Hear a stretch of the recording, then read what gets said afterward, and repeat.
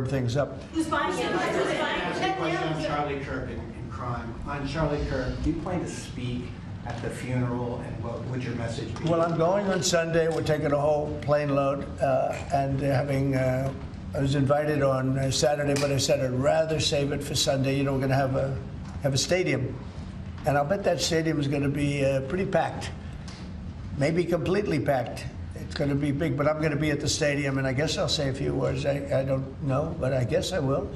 But I knew him very well. He was an amazing guy.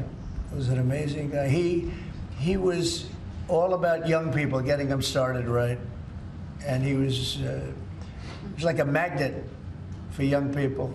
They just attracted to him. He loved them, and they attracted to him.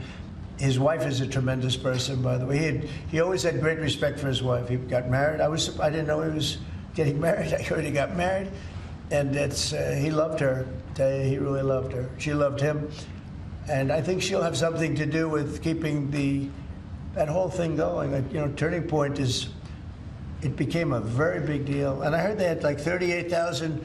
So he wanted to get it up to 20,000 chapters. That's a lot. That would have been a lifetime's work. I heard that over the last 4 days, they have 38,000 people wanted 38,000 chapters at colleges, schools, other places.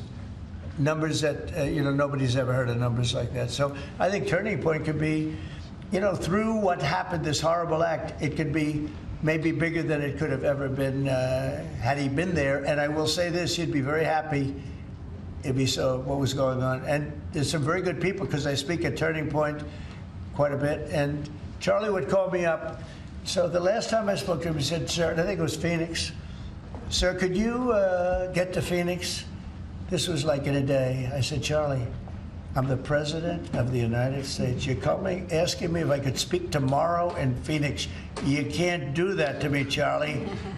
But usually I ended up going.